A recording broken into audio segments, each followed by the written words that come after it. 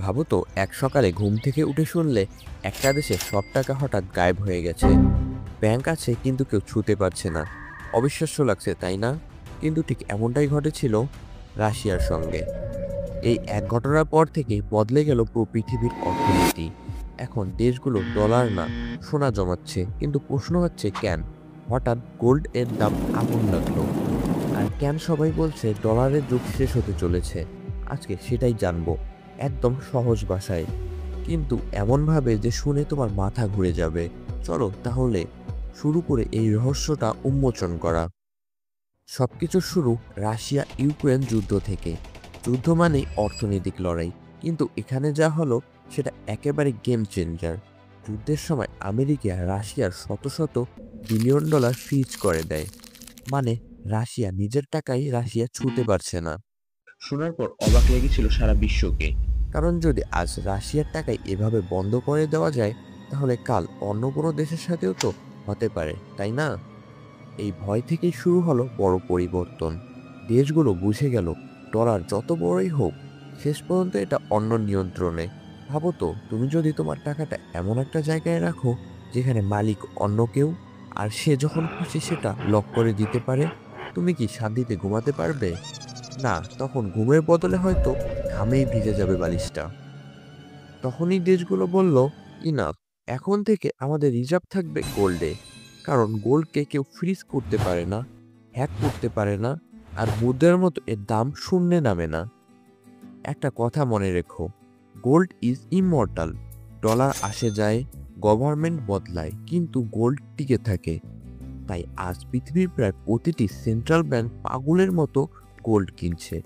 একদিকে আমেরিকার ডলার দৌড়াতে দৌড়াতে হাঁপিয়ে উঠছে, অন্যদিকে সোনা আস্তে আস্তে হয়ে যাচ্ছে নিউ কারেন্সি অফ পাওয়ার। কিন্তু এর ভেতরেও একটা গভীর খেলা আছে যেটা বেশিরভাগ মানুষ বুঝে উঠতে পারে না। দেখো, সোনা কেনা মানে শুধু নিরাপত্তা না, এটা এক ধরনের রাজনৈতিক বার্তা। যখন চীন, ভারত, তুরস্ক বা সৌদি আরব গোল্ড কিনে, তারা আসলে বলছে আমরা আমেরিকার ডলারের দাস না। 2024 সালে শুধু চীন একাই কিনেছে 200 টনেরও বেশি সোনা। ভাবতে পারো, এর মানে তারা এখন তাদের অর্থনীতিকে ডলার থেকে আলাদা করার চেষ্টা করছে। আর এখানেই শুরু হয়েছে নতুন এক বিশ্বযুদ্ধ। তবে এবার গোলাগুলি নয়, এই যুদ্ধ টাকা দিয়ে হবে। না না, এখানে কোনো গেম, পাবজি, ফ্রি ফায়ার খেলা হচ্ছে না। এখানে একটা বড় ধরনের বাজি খেলা হচ্ছে ধরা চলে।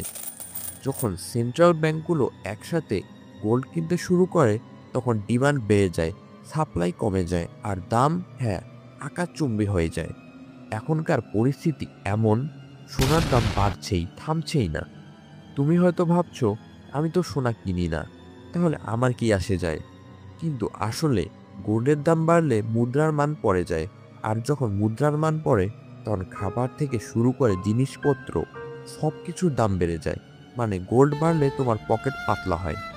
কিন্তু এখানে একটা প্রশ্ন আছে, যদি সবাই গোল্ড কিনে, তাহলে ডলার টিকে থাকবে কিভাবে? ডলার টিকবে কিনা সেটাই এখন সবচেয়ে বড় প্রশ্ন। আমেরিকার শক্তি আছে এই ডলার থেকে। বিশ্বের 60 থেকে 70% ট্রেড হয় ডলারে। তাই যতক্ষণ সবাই ডলারে বিশ্বাস রাখবে, ততক্ষণ আমেরিকা থাকবে বস পজিশনে। কিন্তু এ বিশ্বাস ভাঙতে শুরু করেছে। অনেক দেশ এখন ডলারের বদলে নিজেদের মুদ্রা ট্রেড করছে। যেমন চীন আর রাশিয়া এখন অনেক ব্যবসায়ী করছে ইউয়ান আর রুবেলে। এমনকি সৌদি আরবও বলছে তেল বিক্রিতে এখন শুধু ডলারের উপর নির্ভর করব না। ভাবো, এটা কত বড় একটা কথা, যে তেল ডলারের ভিত্তিতে বিক্রি হতো, এখন সেটা গোল্ড বা অন্য মুদ্রায়ও বিক্রি হচ্ছে। এ যেন ধীরে ধীরে সাম্রাজ্য ভেঙে পড়ছে একটুখানি একটুখানি করে। বিশ্ব এখন একটা ক্রসরোড এ দাঁড়িয়ে আছে। একদিকে আমেরিকা তার ডলার ইম্পায়ার নিয়ে, আর অন্যদিকে উঠছে নতুন শক্তিশালী দেশগুলো, চায়না, ইন্ডিয়া, মিডল ইস্ট, যারা বলছে এবার আমাদের পালা। যদি এই গোল্ড বাইং ট্রেন্ড চলতে থাকে, তাহলে একদিন হয়তো পৃথিবীর মূল মুদ্রা হবে সোনা, আর ডলার হবে ইতিহাসের একটা অংশ মাত্র। আর তখন হয়তো আমরা বলবো, ইন গোল্ড উইথ ট্রাস্ট। তবে সাবধান, এটা শুনে যেন কারোই তোমার বউ বা মায়ের গহনা বিক্রি করে দিও না। তো এখন তুমি জানো কেন সোনার দাম হঠাৎ আকাশ ছুঁয়ে ফেলেছে। এটা শুধু বাজারের খেলা না, এটা এক বিশাল রাজনৈতিক পাওয়ার শিফট। একটা কথা মনে রেখো, যে দেশ সোনা ধরে রাখে সেই দেশ ভবিষ্যৎ ধরে রাখে।